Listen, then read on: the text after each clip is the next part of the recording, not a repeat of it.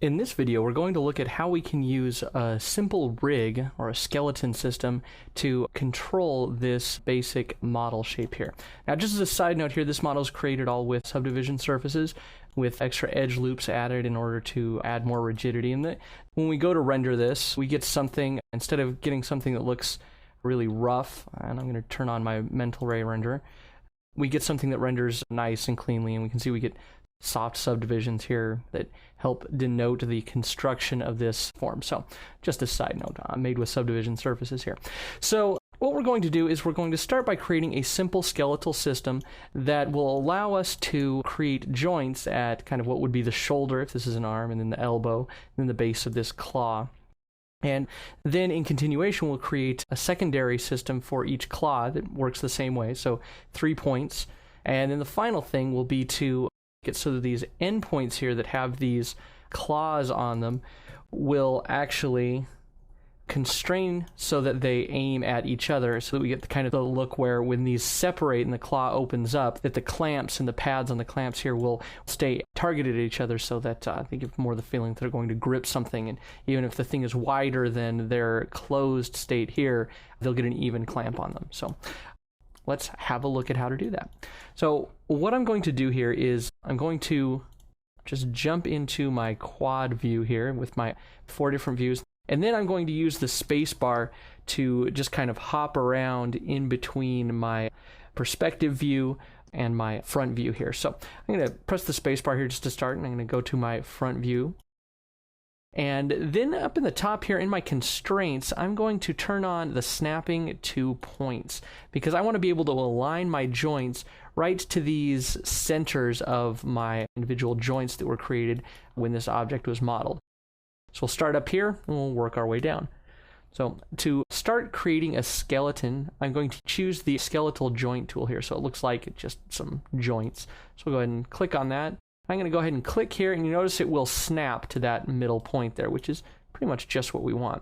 So I can click down here and add another point there, and then we'll click down here and add another point there. Now I could also just go and move down and create secondary pieces here, but the problem with that is going to be that when I do that, I'm not going to have a good hierarchy. In other words, I'm not going to have 2 separate pieces that I can rotate in order to get this claw to open and close. So we're just going to start by creating these 3 points. All right, and now that I have this, I'm going to go and resize these joints so that they can be visible when we have them in a perspective view. So I'm going to set my radius over here on the right-hand side of my channel box up to 5. And then I'm going to grab each of these joints and set them up to 5 too. So there's that one. And that will just make these so they're nice and visible when we get back into a perspective mode, which we're going to be back in right now. So you can see we have our joints, and right now they are aligned to the edge of this model, and that's because we were using that point snapping, and it was snapping to, you know, these vertices that were right in the center of these. And that's not a big deal. I'm just going to select my top joint here, and you can see I have my Z translate is at -4.481, and I'm just going to zero that out. And then you can see that snaps right into the middle of space.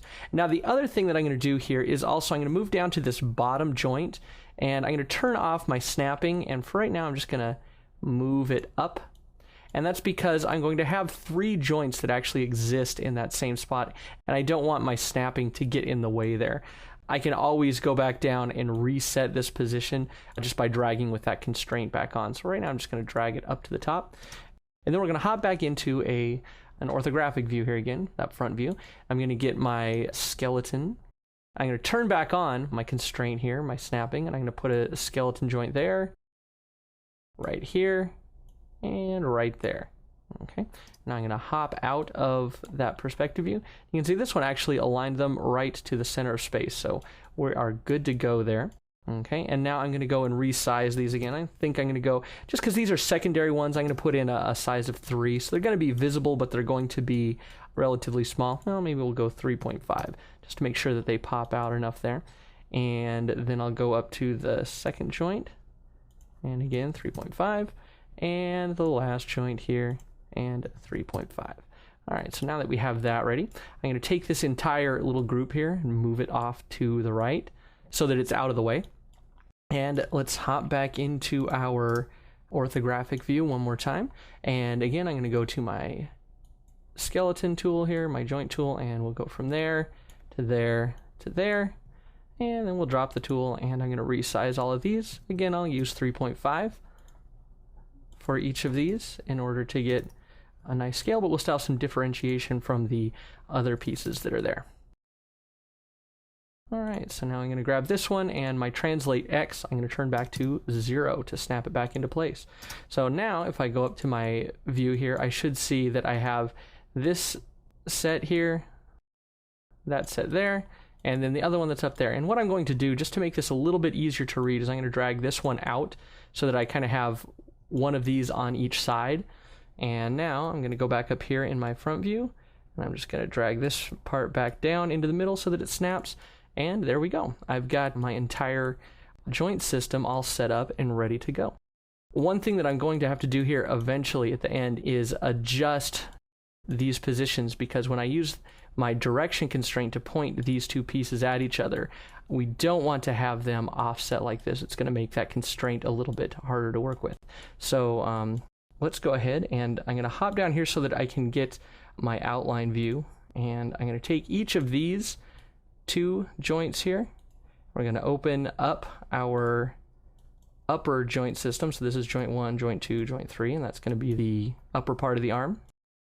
And I'm going to set up a real simple IK system here.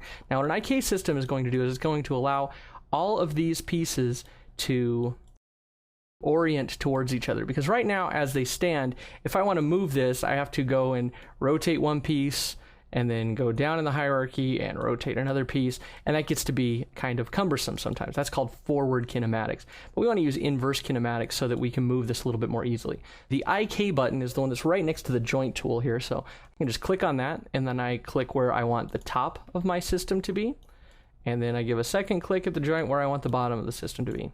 And that's it. Now if I grab this IK handle, which you can see there, I can just take it and move it. Let's turn off our snapping there. You can see that now it moves and it keeps the arm oriented, and all I have to do is move this goal around.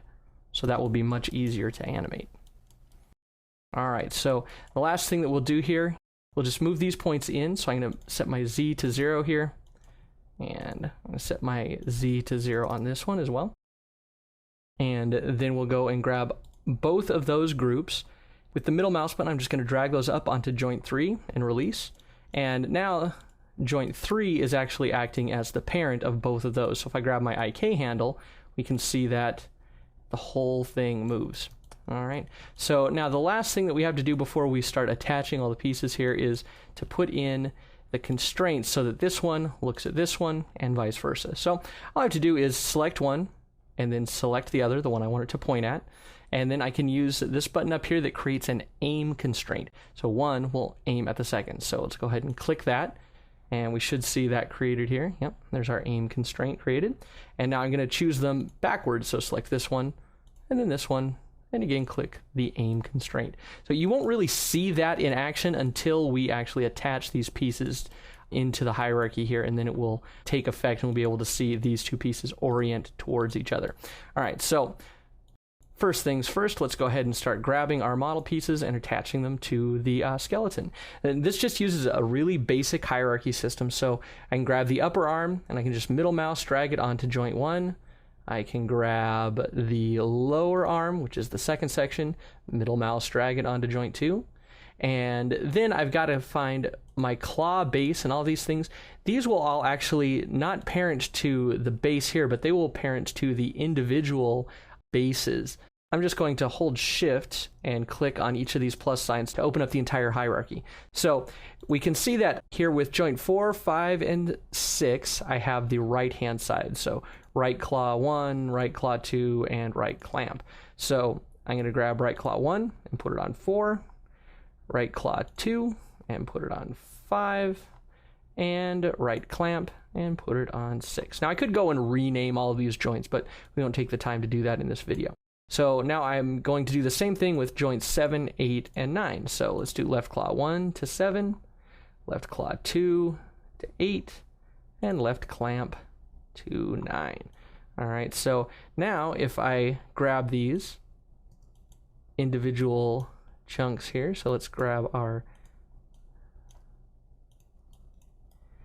left and right claw pieces. We're just going to use the rotate tool here, the E key, and we can just rotate these around. And if I just grab one of these at a time and I use the E key and rotate that, you can see that this clamp here is orienting itself towards this one, and it's a lot easier to see with the one that's staying stationary because it's orienting itself, and that aim constraint is taking effect in order to keep this lined up. All right, so there you go. A simple rig set up to give you basic control over the motion of a robotic arm using parenting, using joints, IK, and aim constraints in Maya.